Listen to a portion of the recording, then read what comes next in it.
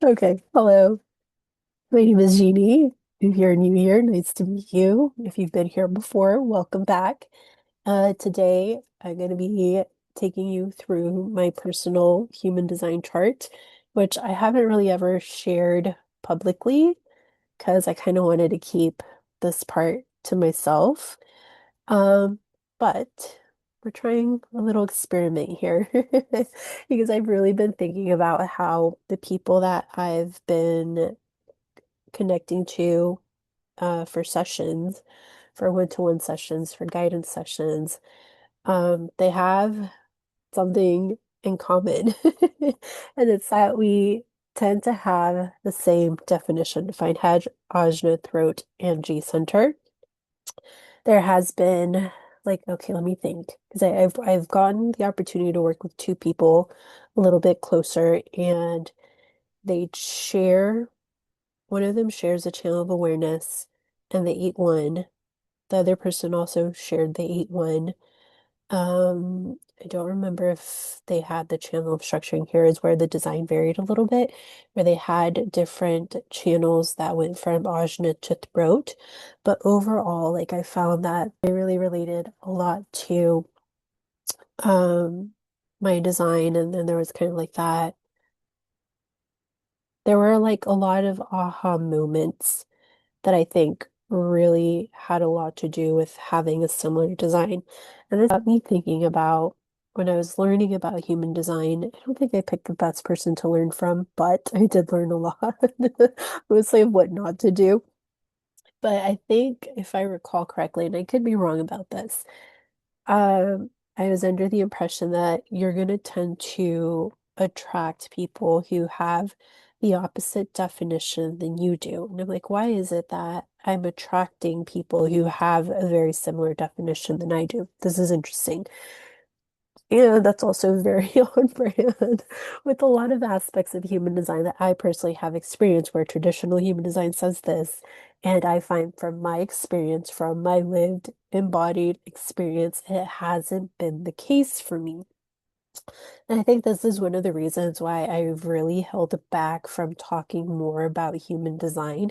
Because let me tell you, like the human design community can be a bit brutal because you've got people who are like very source based.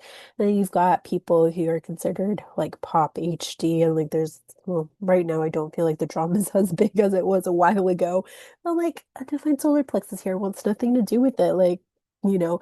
But there are things that like I have wanted to talk about and haven't given myself the space or the opportunity to talk about because of these fears. So I, again, some of the things that I've been thinking about, and this is the why, 61 is obsessed with the why. And now I'm deciding to share my chart. So I thought it would be fun in today's video to kind of like walk y'all through how I read my chart. I think I was also under the impression that like you're not supposed to go super deep into your own chart. The reason that I went really deep into my chart is because I couldn't find volunteers or people who would allow me to practice on them. So that kind of like left me with me. And I'm like, okay, well, I'm gonna go deep into my chart. And I have studied my chart in depth.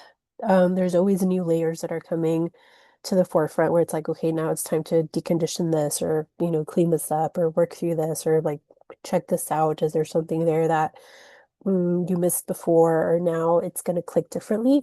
So this is, I don't know if you can see the date, but I had this chart, like when I screenshotted this, was from September 2020. So I'm on around year 5 of the experiment, which I don't love calling that, but in terms of human design, this is what they call it. So it's been 5 years of this journey.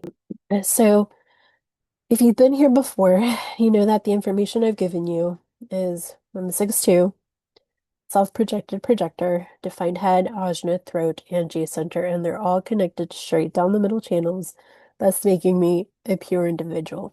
In essence, like that's the major component or theme of my chart, okay? Um, and let's see, how do we want to do this? Okay, For the purposes of this video, I wanted to keep it relatively short, and I think I want to talk about um, maybe the nuances in my design. Because let's say if you were to just look at this chart, you would see, okay, this is someone who is a pure individual. Pure individuals, they carry this energy of being very different. There's this uniqueness to them. There's this, what's another word I've heard? Unique, different. I think those are the two big ones. Where like I've had people in sessions, let's say, I've gone to other people and they're great, but your sessions are just different. They hit differently, and fingers crossed. It's in a good way. But okay, so when I learned about circuitry, this was the thing that like literally almost made me cry because it explained so much of what I had experienced throughout my life. Yes, being a projector made a difference, learning that I was self-projected, which is, a relatively smaller percentage within the projector umbrella. That also made a difference. But learning about my circuitry, that's what really, really, I felt like pivoted everything for me. So let's start here at the 6124. 61 tends to be obsessed with the why, and it's conscious. So I do have relatively a good amount of awareness when I'm getting stuck in the why. And it takes practice to not let myself get carried away. But then it's paired with 24, and 24 um, is showing up at an unconscious level, and it's my unconscious earth. So these feel like loops that are unconscious. So it's kind of like I can kind of feel them there, and it kind of feels like this uneasiness of like, ugh, like what's the answer to this? What's the answer to this? And it's looping and it's looping, and it's almost like I can't really control it because it's unconscious. It takes, becoming more aware of what's running in the background, and it's just like many times it's just like, okay, I have 24 unconscious. Let me take a breath. I don't have to figure this out like logically or consciously. Like I know that that loop is going to resolve itself when it's meant to. The insight's going to drop in when it's meant to. And the more that I try to force it, the more that I try to control it, the longer it's going to take, the more pressure I'm going to put on myself, and like the ickier I'm going to feel. So in essence, that's kind of like some of the struggles with this channel in particular. I have noticed, and again, I feel like I haven't been able to experience as much of this because I tend to really, really be good, like way too good with the line two energy of hermiting. But when you are in a group or even like in a one-to-one where your energy is welcome, where your insights are welcome, this channel is very inspirational, and it can really leave people like, oh wow, like I hadn't thought of that.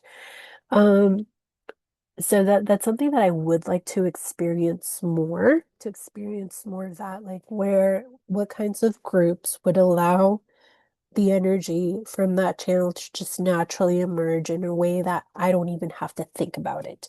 So let's say when I'm all alone and I notice myself that I'm getting stuck in the loops, I'm kind of getting paralyzed with like, I don't know what to do next. I don't know which direction to go to. One question I'll ask myself is like, if I didn't have to think about it, what would I do? If I didn't have to think about it, what would I choose? And that can really, really help with the mental loops. So from here, we're going to go down to the next channel, which is the 4323. Now, this one tends to be pretty conscious. There's only one unconscious side here. So I have a lot of awareness around the channel of structuring, and I think that was one of the channels that really created a lot of self-worth issues growing up because what I said many times either wasn't invited or wasn't well received, or I was kind of looked like as a freak instead of a genius, or the majority looked at me from, like the freak perspective and maybe like one or two from like, oh my gosh, she's a genius. So the majority in my mind, that's what I focused on instead of focusing on like, okay, maybe that didn't land with everyone. Doesn't mean that I'm right or wrong. It's just, didn't land. Let it be instead of ruminating, kind of bringing it up back to the 6124 with that, those mental loops. And there was a while ago where Kip posted about how it's not our responsibility to manage or like how things land has nothing to do with us. Like, just say it, move on. And I was like, wow, like, what do you mean just say it and move on? But it's true, like, and I think for me, that's been a huge chunk of the work, having, an undefined ego center and undefined spleen, which can be hard to let things go. It's just like, okay, I said it, whether it landed or not, the outcome has nothing to do with me. And let's keep moving forward. So I feel like I still need a little bit more practice with that, but definitely growing up, this channel, I think,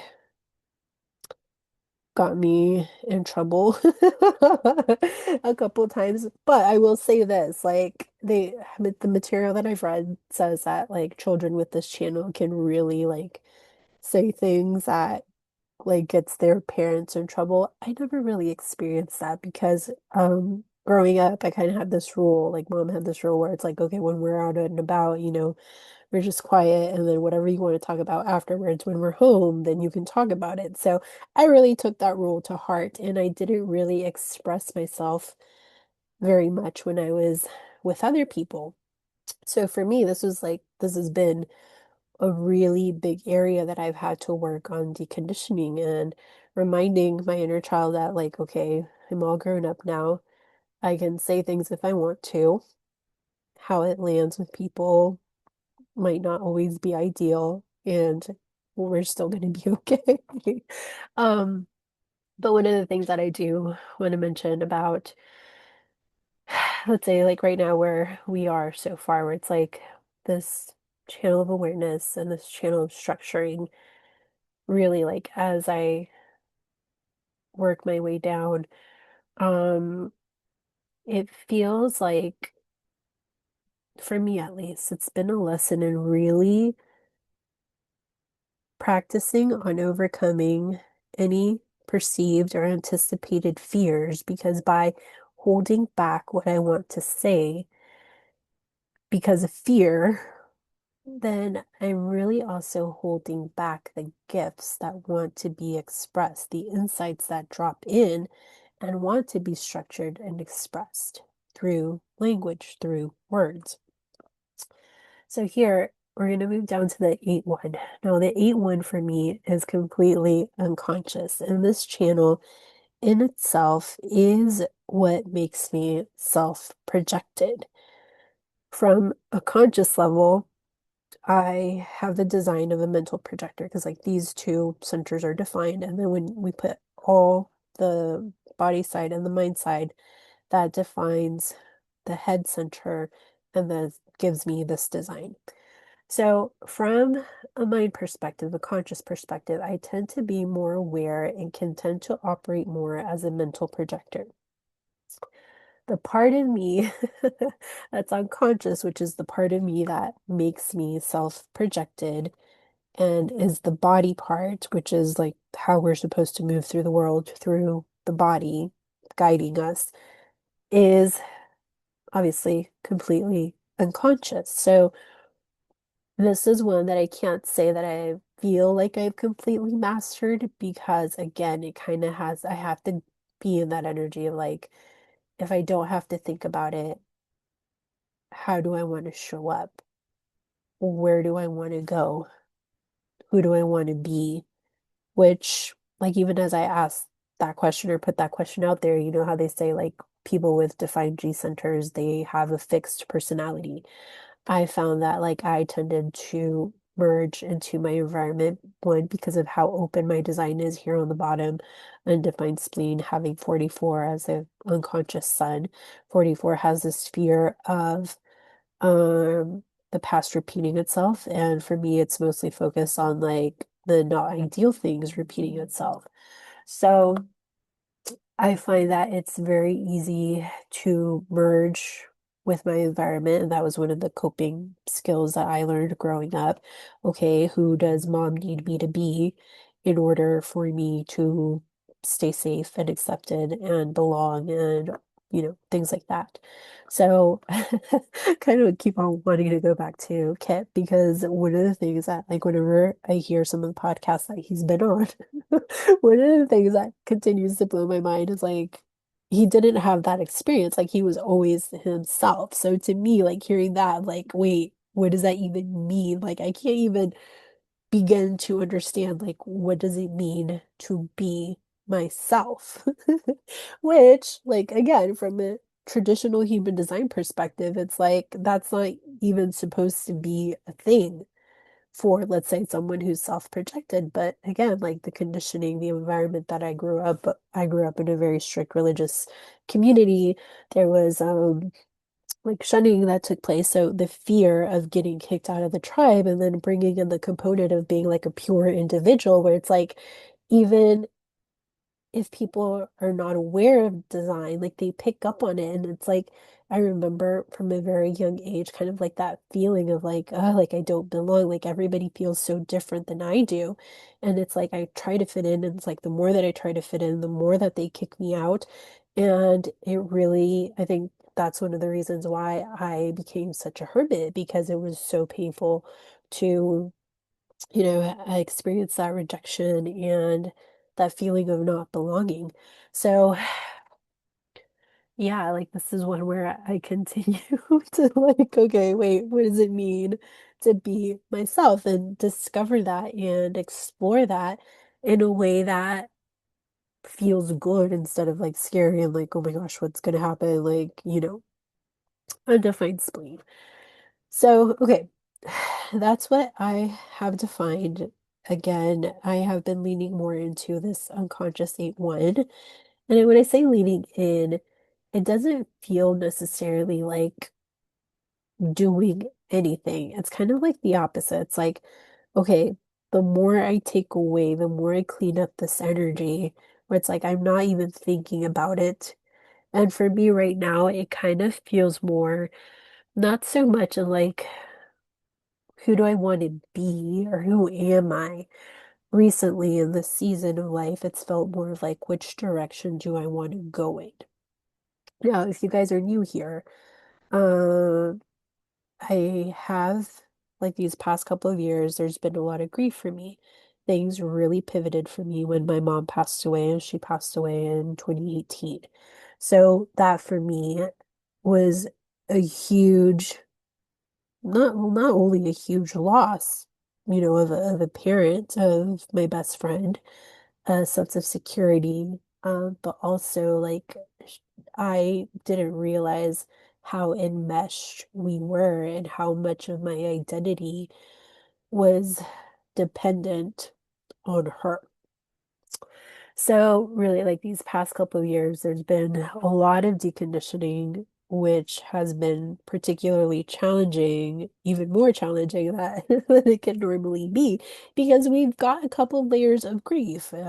After mom passed away, I had a friend who passed away by suicide a year later, and then 2 years after my friend's death, dad passed away quite suddenly, unexpectedly. So it's been many, many, many years of losing people that were very close to me, and in a way, they also they contained they were part of the structure that I had built. So recently it's been feeling like, okay, I just lost all of my structure. What do I do now? Where do I go now? So this is why I bring in this keyword of direction, where it's more like kind of feels like I'm redefining myself. Which again, the way that design explains it is like that's more of a thing for, let's say, undefined G centers. But I could resonate with that because my G center is unconsciously defined. So Again, doesn't necessarily mean that the textbook is wrong. It's just the way that I experience it because it's undefined. There can be a lot more caveats and nuances as opposed to like when your G center is more consciously defined. So, yeah, direction. And I do want to say this about direction. Like, I noticed that in sessions many times, that's a very key note that people really get a lot out of, where it's like I can help like reorient themselves to like which direction do they want to go towards, or just even identifying if the direction they're going they've been going in has been serving them or not. Um, so, okay, before I continue to move into like how I see my design play out in sessions and then the guidance that I provide people, I want to, um, okay. Oh, I got scared there for a minute. I'm like, am I not recording? I don't want to do this again. Okay. Um, Let me talk about my conscious sun because my conscious sun is right here at the root, but the root is undefined. So there can be this pressure to want to bring my dreams into reality, but also because like this isn't a complete channel, I have noticed like, and this doesn't have to be the only reason why this happens, like it can happen even if you have this channel fully defined or not. Um, is that many times I find that like there's a lot of daydreaming and the daydreaming just stays in the daydreaming. I can lose a lot of time, I don't want to say lose a lot of time, spend a lot of time in the daydreaming instead of the execution.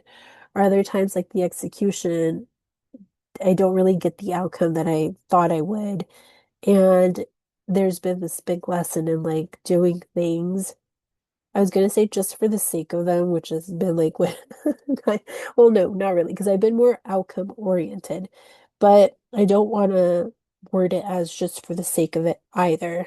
And this is something that I'm working on now, like uh creating things just for the joy of it. So because I'm someone who has experienced a lot of grief in a very relatively short amount of time, it's been about like reconnecting with what brings me joy, and that can feel like a lot of work because of all the trauma and the challenges that I've experienced these past couple of years. But it is possible, obviously. It's easier when you have the right support system and the right person guiding you through it. I unfortunately have not experienced that um, as much as I want to.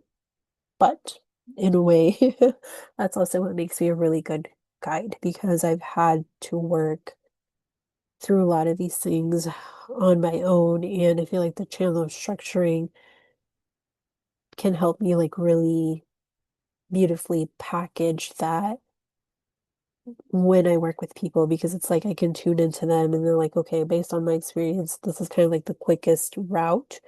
And when I say quickest, I don't mean with like rushing or pressuring things or like, hurry up, let's get this over with. It's just like the most efficient route of what's going to help them get to where they want to go. Doesn't mean that they're not going to have to do the work, but it just feels easier and more supportive when you have someone guiding you through it. So it's kind of like a theme that I have been seeing, and it can get a bit frustrating because then the 6124, the mind, gosh, I could be like, okay, what am I doing wrong?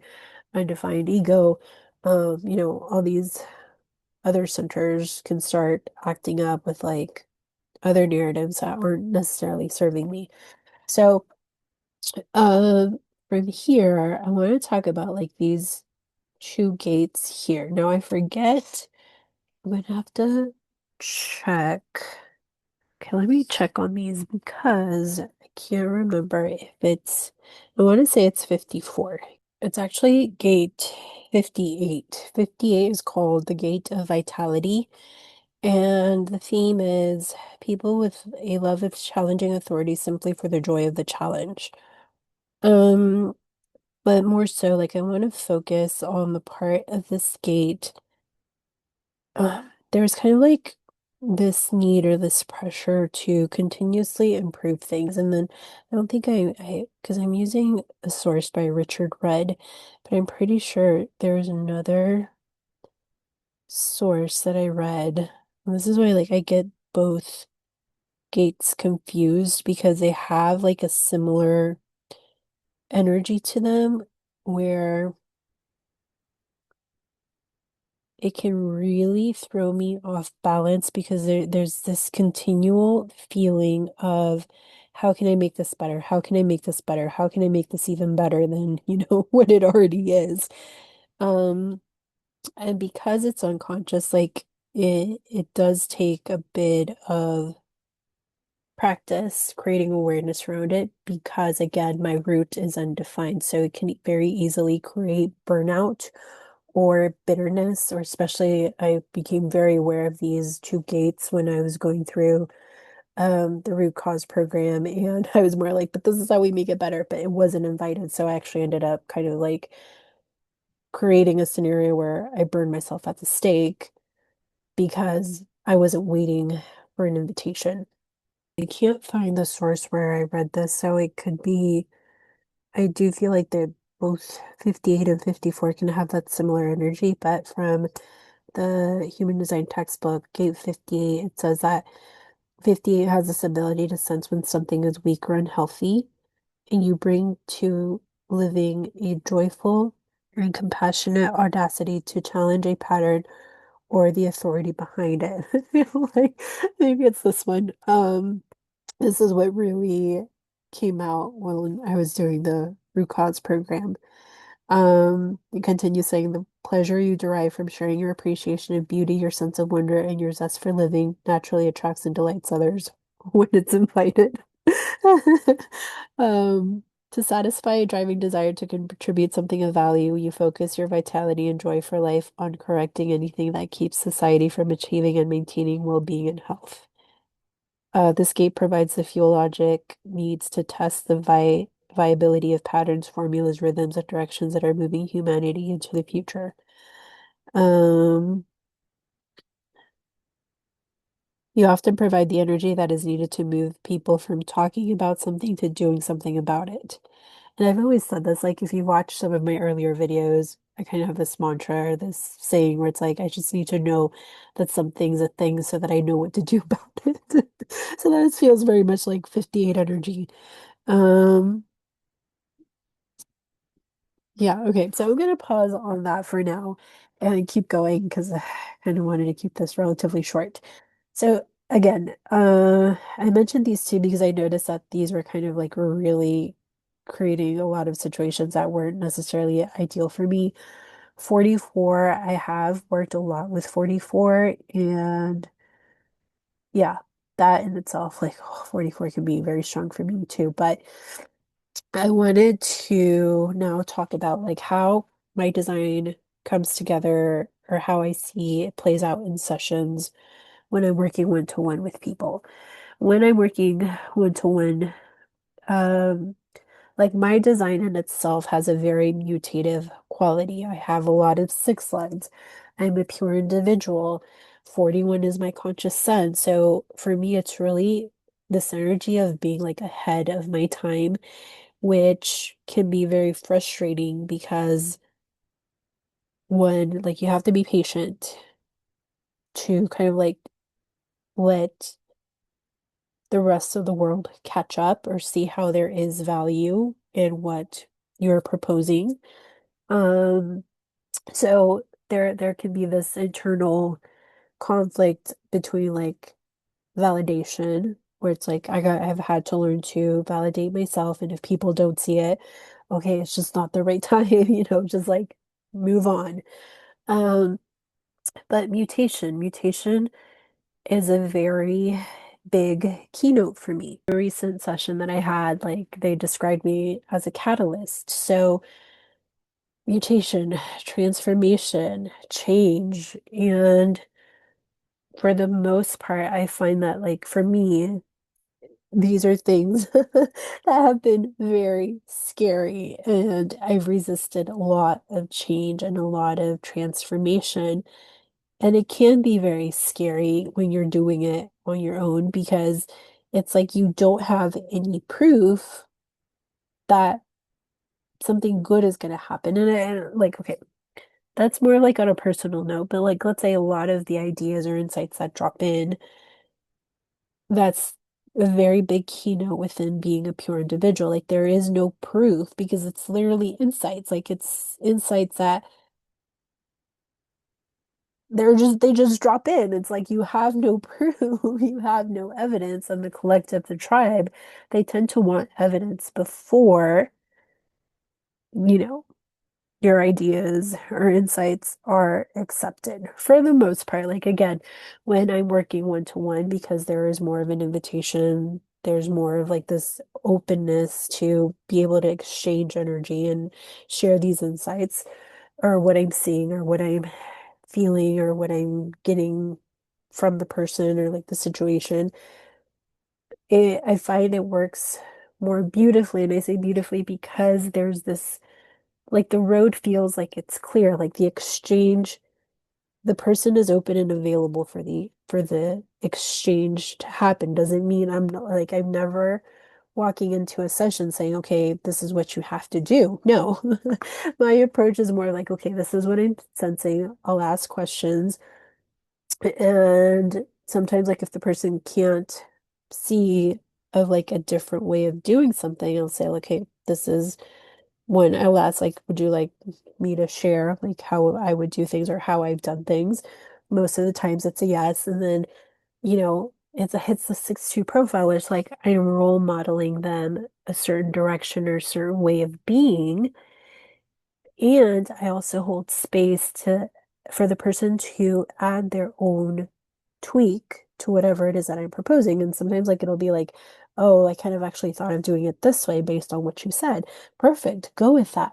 Pure individual. The pure individual that's in alignment is always, always, always going to encourage others to do things in their own way.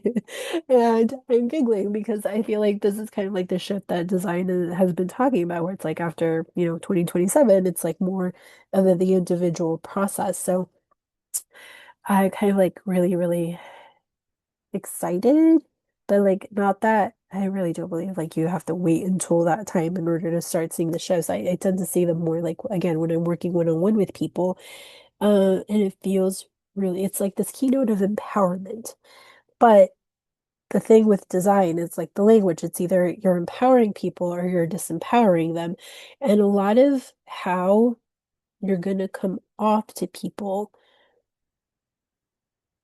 I want to say a huge chunk of that comes from like how in alignment are you with yourself? If you're out of alignment, obviously, let's say me being a 6-2, what I'm going to role model is not going to be as ideal, as beneficial to others or to myself as when I am in alignment. So, for me personally, right now, what's coming to mind is like who. Like, I feel like I've had a challenging time finding people that I personally want to work with. One, because of how open my design is here on the bottom. And I can tell, I can really tell when someone is out of alignment or they're projecting onto me. So it can be very challenging to find like that person that I'm like, yes, this is the person that like I want to work with. I want to learn from them for the most part. And this has been a theme through my life as well, where it's like I feel like many times people have learned more from me than what I've learned from them. And I don't mean that like in a judgmental way or anything. It's just like kind of like a matter of fact. That's the pattern that I've noticed. So I do like I do I would love to find someone who does inspire me, and I think I need to do a little better work of like branching out. But the other thing I was gonna mention is, what was it? I was talking about branching out. There's something else I was gonna talk about and I forgot. So I'm just gonna keep moving on. Um yeah, so let's say, oh, because okay, this is what I was gonna say. Um, because like one of the one of the parts of my work that I really love to do is the root cause work. Helping people understand the underlying reason, the underlying why certain symptoms or ailments are manifesting in their life. That's one of my favorite things to do ever. Now, me personally, I have had a lot of health related issues that I've gotten to work through. For me, a lot of it had to do with neck tension and neck pain. And I would always have this feeling of like, oh, like I wish there were another one of me. Because I want to say for the most part, all the stuff that I've been able to clear has mostly been because of the work that I do on myself. Sessions that I've had with other people, they've given me like a piece or two, but none of it has been as transformational as the work that I do with myself. So this is why I'm like, really, people are missing out by not getting to experience me because it is a very transformational process. And when I think back to sessions that I've done where it's like I can see the transformation happen before me, it's just like one of the best feelings ever because I know that the person is getting the relief that they need, that they want, and things are clicking. And I know that from that point forward, like they're just gonna, like their direction is changing in the best way possible. So that's why I always say like I would love to clone myself so that I can guide myself through, certain things that have come up because like let's go back to like the neck tension where it's like for me the neck stuff had a lot to do with control and authority and religion. And there was a lot of repressed anger that I would really feel kind of like at the base of my neck. And I had no idea it was anger. Like I could not understand how like that big ball of energy was anger. And it took me a while to accept that it was anger and like allow it to move through my system. But definitely like some of the results or consequences of not embodying my design, which a lot has to do with like being myself, being more outspoken and sharing my ideas has led to a lot of the neck tension, a lot of the like tightness in the throat, like let's say a blocked throat chakra. I fear a lot of letting, these, especially like the undefined spleen, undefined solar plexus.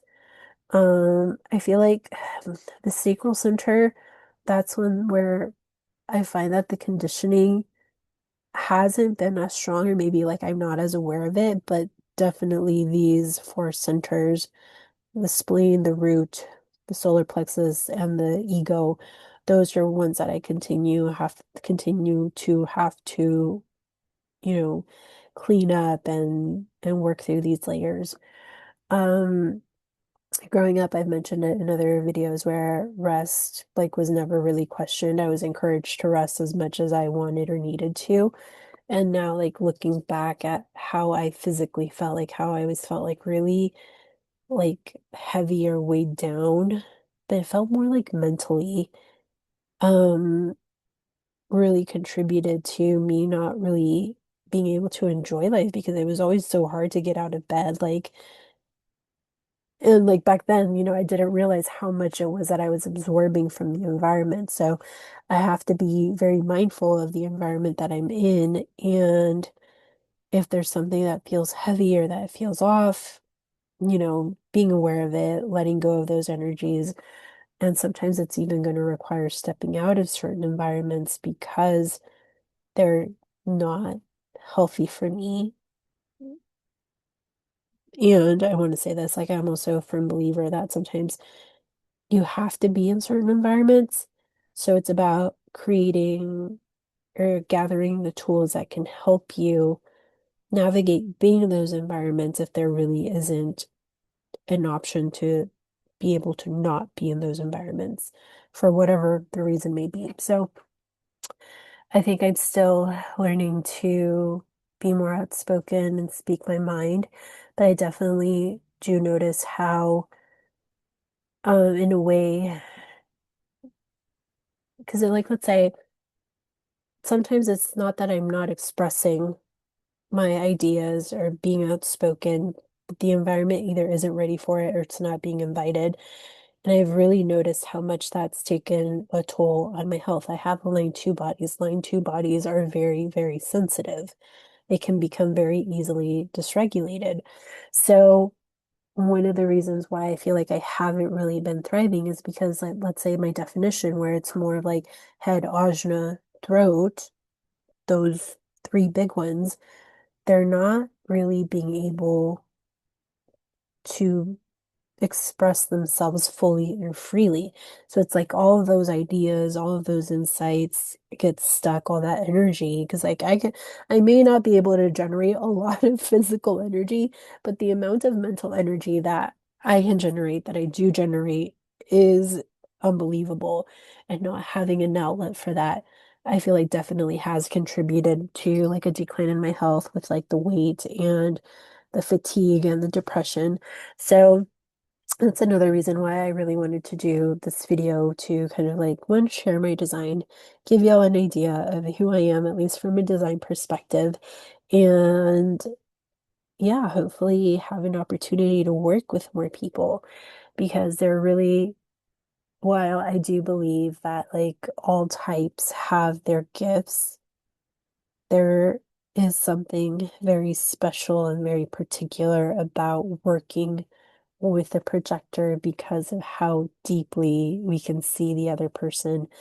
And again, like, depending on how clean you your design is, in the sense of like how are you embodying your design. Like for me, I tend to be very much aware of like the projection field. Is the person I'm working with, are they a fifth line? And be very, very mindful of like catching myself if I'm starting to project on the other person, things like that. Like I find that I'm very, very mindful of how I be, in, particularly in sessions with people, because a lot of the things that we dive into are very personal, or like there's things that they are things that have been buried there for a really long time that the person might not even think that that's where the issue is coming from. Many times, like one of the things that I love and I feel like I specialize in is body memories, where it's like your body is reacting to something that happened in the past, a past memory that never really got processed correctly, and it's affecting your day-to-day life through unexplained symptoms. Like if they've run all the tests and nothing's come back, with an answer, that's where working with me can be very, very beneficial, because it's like we go deep. It's like I guide you to reading your own energy, and it's more of like it kind of really feels like this map that's we're creating in real time in order to get you to the root of what's causing the issue, so that you have awareness around it, which is this channel right here. You have a structure, you have a plan of what to do about it, not from like a fixing mode. It's just helping you create that awareness.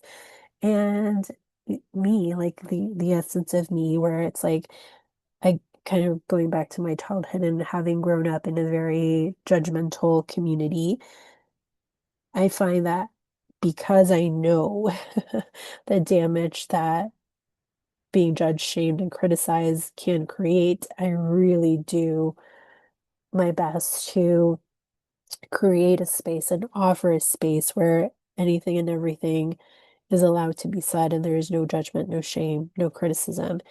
Because the thing is, like, those things are under the surface anyways. And it doesn't do us any good to, try to cover them up by seeing them, witnessing all these parts of ourselves, unburdening them.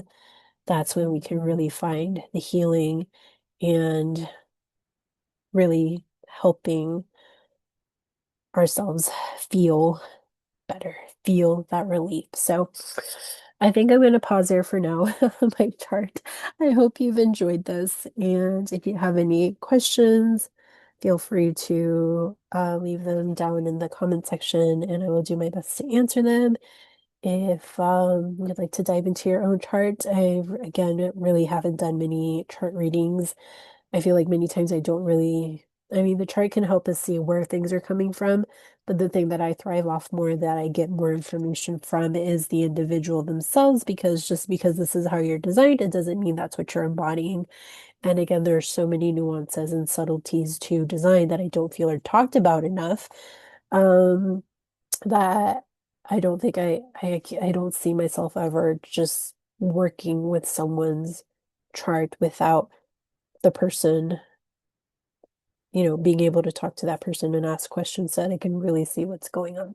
So I hope you've enjoyed this video. Again, if you have any questions or comments, feel free to comment down below. And if you are on Instagram, I invite you to come follow me along for the journey there. But yeah, that's it for now. Thank you so much, and I will see you next time.